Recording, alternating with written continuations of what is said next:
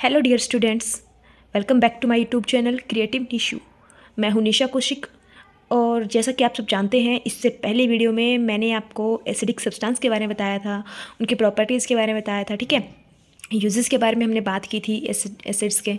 तो आज की इस नई वीडियो में मैं आपके लिए लेकर आई हूँ बेसिक सब्सटेंस, जिसमें हम बात करेंगे properties of basis and strong base, weak base. तो इन सब बातों के बारे में हम इस चैप्टर में आज पढ़ेंगे। इससे पहले आप एक बार मेरा YouTube channel like share and subscribe ज़रूर कर दीजिएगा। चलिए तो बात करते हैं बेसिक सब्सटेंस के बारे में। अब बेसिक सब्सटेंस कौन से सब्सटेंस होते हैं? Substance that contain a base. जो सब्सटेंस बेस कंटेन करते हैं उनको हम बेसिक सब्सटेंस बोलते हैं। अब ये बेस क्या होता है, तो यहाँ पर हम इसकी डेफिनेशन को करेंगे। So bases are compounds that yield the hydroxide ion in water solution। यानी कि जैसे हमने एसिड्स के बारे में बात की थी जब, तो मैंने आप सभी को बताया था कि जो एसिड्स होते हैं वो ऐसे कंपाउंड होते हैं जो वाटर के अंदर हाइड्रोजन आयन डोनेट करते हैं, प्रोड्यूस करते हैं।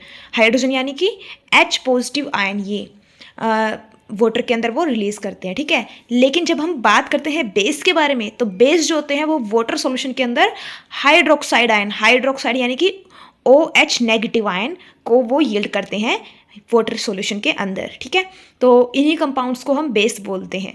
सो जो बेस होते हैं वो टेस्ट में कैसे होते हैं? बीटर होते हैं।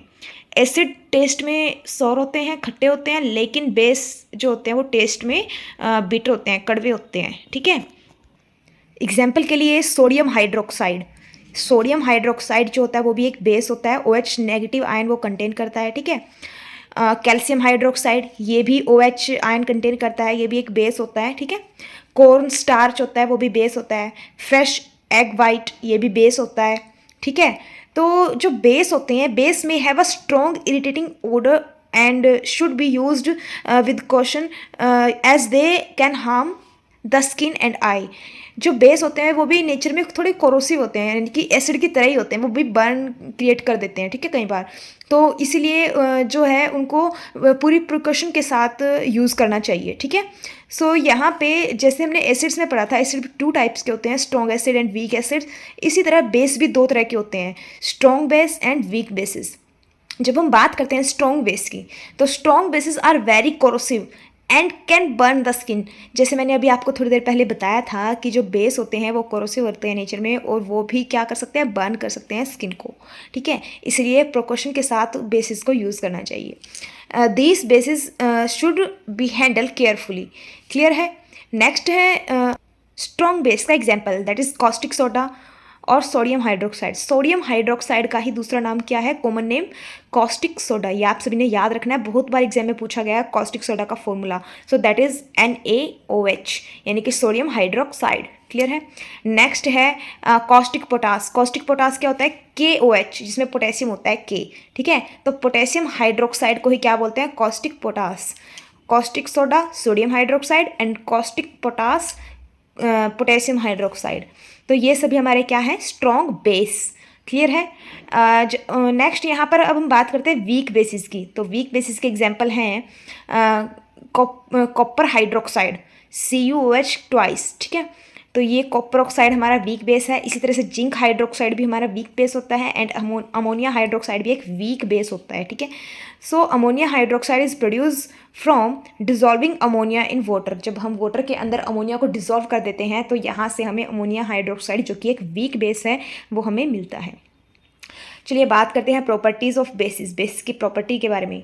तो फर्स्ट वन, इसके जो प्रॉपर्टी है that is bitter to taste, यानी कि जो बेस होते हैं वो टेस्ट में बिटर होते हैं, एसिड जो होते हैं वो टेस्ट में सॉर होते हैं। Second property, solution of base are slippery to touch. अब जो बेस होते हैं ना हमारे, वो टच में, जब हम उनको टच करते हैं तो वो थोड़े स्लिपरी एंड सोपी नेचर के होते हैं। इसलिए जो हमारे डिटर्जेंट है, साबुन है, ये सभी क्या है? ये बेस ही होते हैं। ठीक है, और ये टच में कैसे होते हैं? स्लिपरी होते हैं, सोपी होते हैं। ठीक है, थर्ड पॉइंट है बेस में और may not be soluble in water.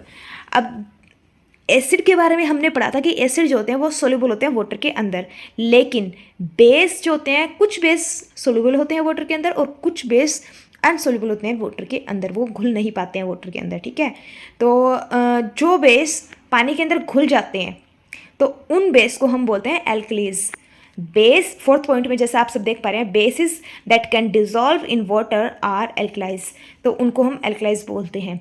Example के लिए sodium hydroxide, potassium hydroxide, calcium hydroxide, तो ये ऐसे बेसिस हैं जो वाटर के अंदर डिजॉल्व हो जाते हैं, घुल जाते हैं, तो इनको हम एल्कलाइज भी बोलते हैं। नेक्स्ट है यूजेस ऑफ बेसिस। अब बेसिस के बहुत सारे यूजेस हैं, तो एक एक पॉइंट करके हम सभी यूजेस के बारे में पढ़ेंगे। यहाँ पर बेस की जो प्रॉपर्टीज़ है, इसमें मैं आप सभी को एक बात और बताना चाहूँगी कि जो बेस होते हैं ना, उनका pH level always more than 7, तो 7 से ज़्यादा ही होता है उनका पीएच लेवल, ठीक है। और सेकंड ये कि केमिकल प्रॉपर्टी ये होती है बेस की, जिस तरह से एसिड मेटल के साथ रिएक्ट करके हाइड्रोजन गैस रिलीज करते हैं, सो बेस भी मेटल के साथ रिएक्ट, कुछ बेस मेटल के साथ रिएक्ट कर जाते हैं, जो तब भी हाइड्रोजन गैस ही वो रिलीज़ करते हैं, ठीक है। तो यूजेस ऑफ बेस में हम सबसे पहले बात करते हैं कैल्शियम हाइड्रोक्साइड, जिसको हम स्लेक्ट लाइम भी बोलते हैं, ठीक है। तो इसको यूज़ किया जाता है to neutralise the acidity in soil. Soil के अंदर, मिट्टी के अंदर जब एसिडिटी बढ़ जाती है, उसको न्यूट्रलाइज करने के लिए हम स्लेक्ट लाइम यानी कि कैल्शियम हाइड्रोक्साइड का यूज़ करते हैं। सेकेंड है as an ingredient in white wash and mortar. White wash जो पुट्टी होती है ना, घरों पे पेंट करने से पहले हम वाइट पेंट करते हैं, तो उसको ही बोलते हैं वाइट वॉश, तो उसमें एज एन इंग्रेडिएंट यूज़ करते हैं हम कैल्शियम हाइड्रोक्साइड को। थर्ड पॉइंट है used for protecting crops from pests. अब जो पेस्ट्स होते हैं जो क्रॉप को डिस्ट्रॉय कर देते हैं, तो क्रॉप को उन पेस्ट से बचाने के लिए हम कैल्शियम हाइड्रोक्साइड का यूज़ करते हैं, ठीक है, ताकि वो क्रॉप को हार्म ना कर पाएँ, ठीक है, हमारी क्रॉप जो है, फसल जो है वो प्रोटेक्ट रहे। फोर्थ पॉइंट है in the preparation of dry mixes for painting and decorating. तो यहाँ पे पेंटिंग एंड डेकोरेटिंग के लिए भी यूज़ किया जाता है कैल्शियम हाइड्रोक्साइड को। उसके बाद है मैग्नीशियम हाइड्रोक्साइड, जिसको हम बोलते हैं milk of magnesia. Magnesium hydroxide का यूज़ होता है एज एन एंटासिड और लैक्सेटिव। एंटासिड क्या होते हैं? एंटासिड वो सब्सटेंस होते हैं जो एसिडिटी जो होती है ना, उसको ख़त्म कर देते हैं। जैसे आप सभी ने इनो पिया होगा, जब एसिडिटी हो जाती है तो हम इनो लेते हैं, तो इनो के अंदर होता क्या है? बेसिकली मैग्नीशियम हाइड्रोक्साइड, जिसको मिल्क ऑफ मैग्नीशिया भी बोलते हैं। ये एक बेस होता है, और जब एसिड और बेस आपस में रिएक्ट करते हैं तो न्यूट्रलाइजेशन रिएक्शन होती है, जिसके जो प्रोडक्ट होते हैं that is water and salt, ठीक है। तो मैग्नीशियम हाइड्रोक्साइड यूज़ किया जाता है as an antacid, help to correct excess acidity in the stomach. तो स्टमक के अंदर एक्सेस एसिडिटी को दूर करने के लिए यूज़ करते हैं हम मिल्क ऑफ मैग्नीशिया। थर्ड है हमारा सोडियम हाइड्रोक्साइड, जिसको कास्टिक सोडा भी बोलते हैं। सोडियम हाइड्रोक्साइड जो होता है वो यूज़ किया जाता है manufacture of paper and textile, and in home it is occasionally use to unblock drains in the manufacture of soap and detergent.